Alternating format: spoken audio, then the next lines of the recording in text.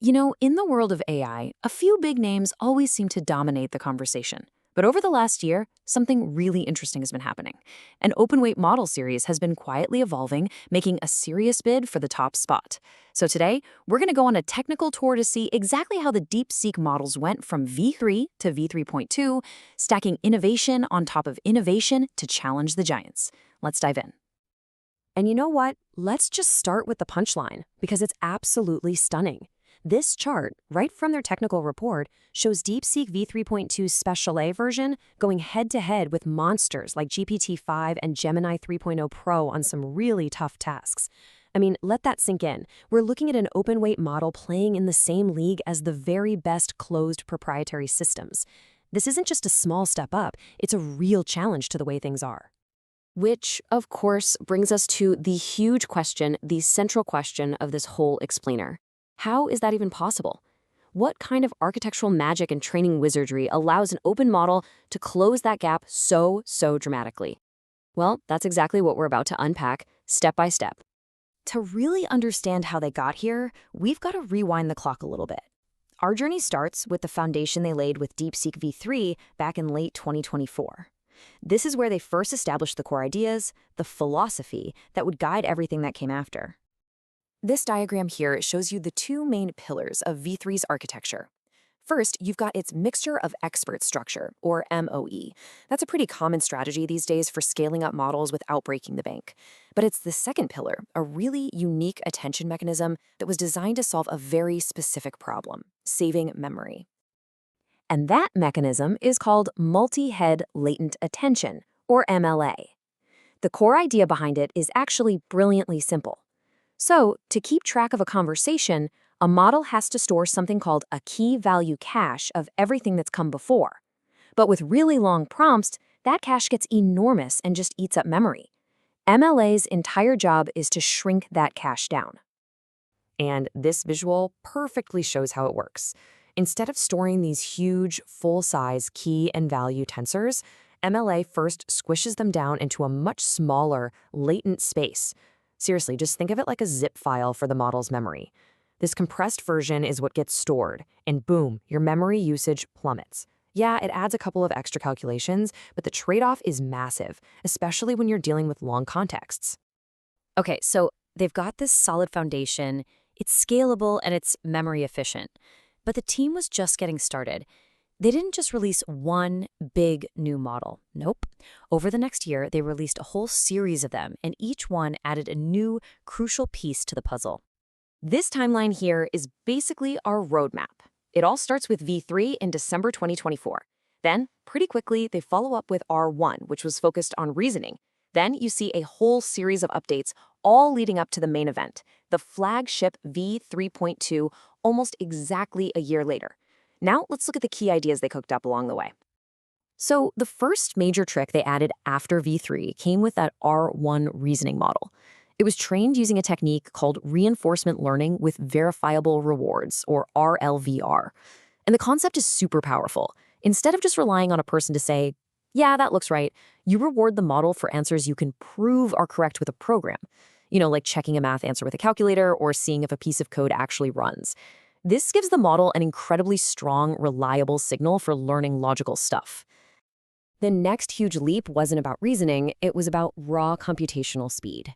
If MLA solved the memory problem, this next innovation was all about tackling the compute problem inside the attention mechanism itself. And this slide just shows the before and after perfectly. On the left, that's your standard attention. The current word has to look at every single word that came before it. It's a lot of work. But on the right, that's DeepSeek Sparse Attention, or DSA. Here, the current word only pays attention to a small, hand-picked group of the most relevant words from the past. So how does it know which words to pick? That's the magic part. It learns to pick them. A super-fast lightning indexer zips through and scores how relevant every past word is. Then a selector just keeps the top few thousand with the best scores and tells the model to ignore the rest. This one little step completely changes the game. It takes the computational cost of attention from being quadratic, which gets ridiculously expensive really fast, to being linear. That is a massive, massive win for efficiency. All right, so the model is now way more efficient with both its memory and its compute power. The next big mountain to climb was making it smarter, teaching it not just to spit out the right answer, but to actually follow the right process to get there. And this is where we get to the real secret sauce. This quote from their paper just hits the nail on the head. A model can get lucky. It can guess the right answer for totally the wrong reasons. If you want to build a machine that can truly reason, you have to check its work, not just its final answer. And their solution to this is just so elegant. They built this self-verification system. It's like a team of 3 AIs. First, the generator tries to solve the problem. Second, a verifier acts like a judge, grading the generator's reasoning step by step. But you know who checks the judge?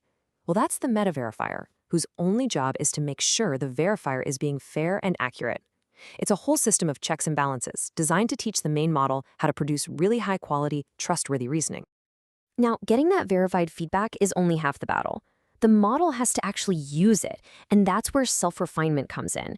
It's the process where the generator takes the score from the verifier and uses that feedback to try again, getting a little better, a little smarter with each attempt. And what's so cool is that this process scales beautifully. This chart shows it plain as day. The more self-refinement loops the model does, the more accurate its answers get. This creates a direct trade-off. You can choose to spend a little more compute time when you ask for an answer, what they call inference scaling, to get a better, more thoughtful result. And that brings us to the grand finale. All of these individual pieces, the memory efficiency from MLA, the compute efficiency from DSA, and that incredible reasoning power from self-verification and refinement, are all finally combined into one flagship model. And here it is, the final architecture for DeepSeek V3.2. You can see it right there in the diagram. The attention block now officially combines the multi-head latent attention for memory with the DeepSeek sparse attention for compute. It's the culmination of this entire year-long evolutionary journey. But they took it one step further with the V3.2 Speciale model. This table shows exactly how Speciale gets its edge. If you just look at the number of tokens it uses for each task, Speciale consistently generates more. It's taking advantage of that inference scaling we just talked about, a technique they call extended thinking. Basically, they're just giving the model more time and space to think through a hard problem. And that extra thought pays off with higher accuracy. And the final result of all this focus on efficiency? The total training cost for the entire DeepSeek V3 project, from start to finish, was just over $5.5 million. Now, in a world of billion-dollar AI projects, getting this level of performance for that kind of money is just a remarkable feat of engineering. So to sum it all up, the success of DeepSeek V3.2 really boils down to these 4 key building blocks. You've got MLLA and DSA, which tackled the hardware problems of memory and compute, and then you have self-verification and self-refinement, which tackled the software challenge of teaching a machine how to actually reason. It's a beautiful, holistic approach to building a state-of-the-art model. Which leaves us with one final thought to chew on. We've just walked through a clear, methodical, and incredibly effective playbook for an open-weight model to reach the absolute top tier of performance. As these techniques get out there and improve, and that gap between open and closed models keeps shrinking, what does that really mean for the future of AI development, for access, and for innovation? That's something to think about.